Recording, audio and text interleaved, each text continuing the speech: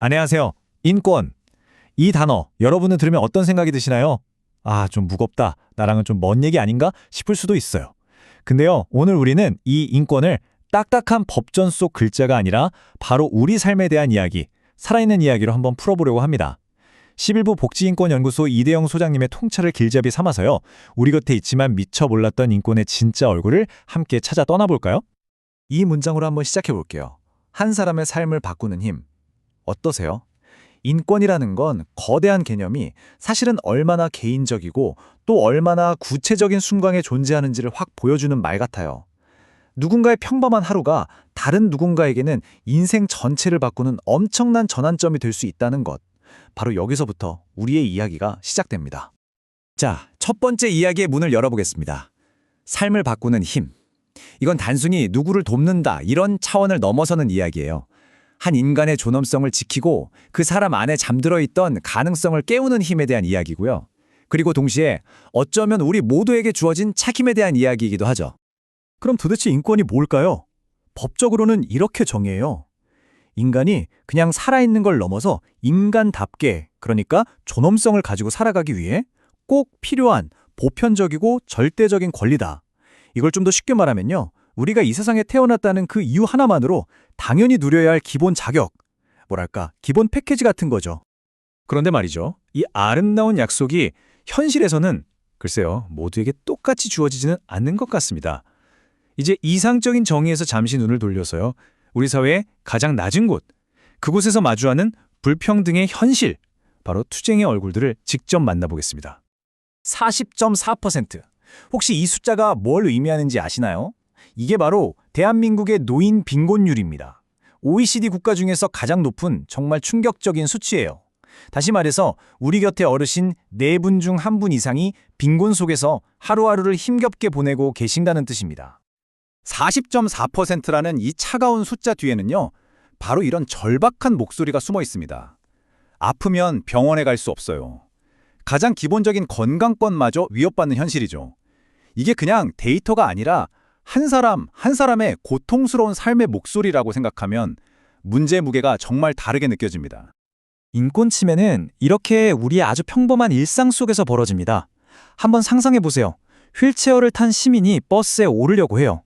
근데 돌아오는 대답은 위험하다, 시간 없다는 차가운 거절입니다.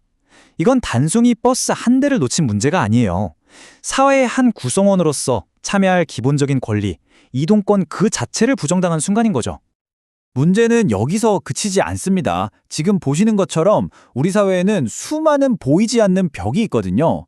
치료라는 이름으로 사실상 사회와 격리되는 발달장애인들, 법의 경계에 있다는 이유로 어떤 도움도 받지 못하는 경계선 지능인들, 그리고 사회적 낙인이 무서워서 아프다고 말조차 못하는 정신장애인들까지, 이 모든 이야기들은요, 이게 결코 개인의 불운이 아니라 우리 사회가 만든 구조적인 문제라는 걸 똑똑히 보여주고 있습니다. 자, 지금까지는 우리가 좀 익숙하게 들어왔던 인권 문제들을 다뤘습니다. 그런데 이제부터는 이야기가 완전히 새로운 국면으로 접어들어요. 바로 인공지능, AI가 만들어내는 인권의 새로운 최전선입니다. 만약에 기계가 인간을 차별한다면 우리는 어떻게 맞서야 할까요? 일단 희망적인 이야기부터 한번 시작해 볼까요? 과연 AI는 우리를 억압에서 해방시켜주는 놀라운 도구가 될 수 있을까요?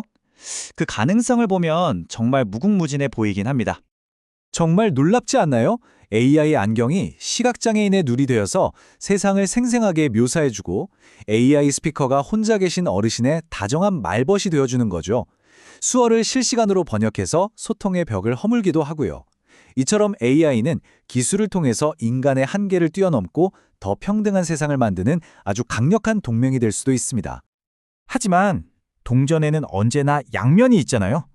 이 논란 기술이 오히려 더 교묘하고 강력한 새로운 차별의 벽을 쌓아 올리는 도구가 될 수도 있다면 어떨까요? 바로 이 지점이 정말 소름 끼치는 부분입니다. 알고리즘의 편견은요, 인간의 편견을 그대로, 아니 훨씬 더 거대한 규모로 복제하고 강화시켜버려요. 과거의 차별적인 데이터를 그대로 학습한 AI는 자기도 모르게 특정 성별이나 인종을 배제하는 거죠. 우리는 기계가 중립적일 거라고 생각하지만 전혀 그렇지 않습니다. 우리의 편견을 먹고 자랄 뿐이죠. 이런 윤리적인 딜레마, 이제 더 이상 철학책 속에만 있는 이야기가 아닙니다. 그 유명한 트롤리 딜레마가 자율주행차라는 21세기 기술의 옷을 입고 우리 눈앞에 나타났거든요. 이건 더 이상 상상 속의 문제가 아니에요. 생각해보세요. 브레이크가 고장난 자율주행차. 직진하면 5명이, 핸들을 꺾으면 1명이 희생됩니다. AI는 어떤 선택을 하도록 프로그래밍 되어야 할까요? 더 무서운 질문은 이겁니다. 그 윤리적인 코드를 과연 누가 짜야 하는가? 개발자일까요? 아니면 정부일까요? 생명의 가치를 계산해야 하는 이 끔찍한 결정이 지금 이 순간에도 어딘가에서 내려지고 있다는 겁니다. 자, 이렇게 복잡하게 얽힌 문제들 속에서 우리는 어디서부터 해답을 찾아야 할까요? 그 첫걸음은 평등의 진짜 의미를 제대로 이해하는 것에서 시작됩니다. 진정한 공정성이란 과연 뭘까요? 이 그림 하나가 모든 걸 아주 명쾌하게 설명해 줍니다. 왼쪽은 모두에게 똑같은 상자를 준 형식적 평등이에요. 하지만 결국 키가 가장 작은 아이는 여전히 담장 너머를 볼 수 없죠. 자, 오른쪽을 보세요. 각자의 필요에 맞게 다른 높이의 상자를 주니까 마침내 모두가 함께 경기를 즐길 수 있게 됐습니다. 핵심은 바로 이거예요. 모두를 똑같이 대하는 게 평등이 아니라 모두가 동등한 결과를 누릴 수 있도록 서로 다른 필요를 채워주는 것. 그것이 바로 진짜 평등, 즉 실질적 평등이라는 거죠. 자, 이제 마지막으로 가장 중요한 질문을 던져보겠습니다. 이 모든 문제 속에서 우리의 역할은 과연 무엇일까요? 이 모든 인권의 문제는 결국 우리 모두의 문제이고 그 해결의 열쇠는 바로 연대의 힘에 있습니다. 여기서 우리는 시혜와 연대의 차이를 분명히 알아야 해요.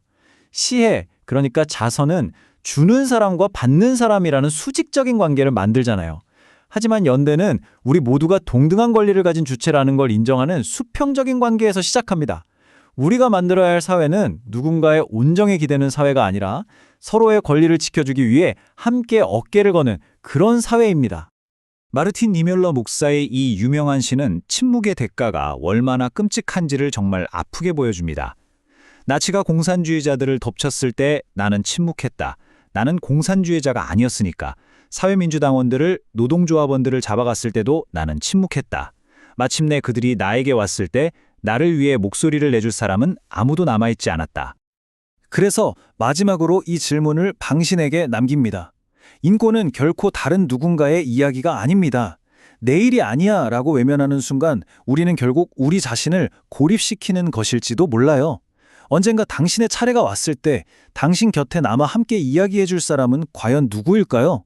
이 질문에 대한 답은 오늘 이 이야기를 듣고 있는 우리 각자의 손에 달려 있습니다.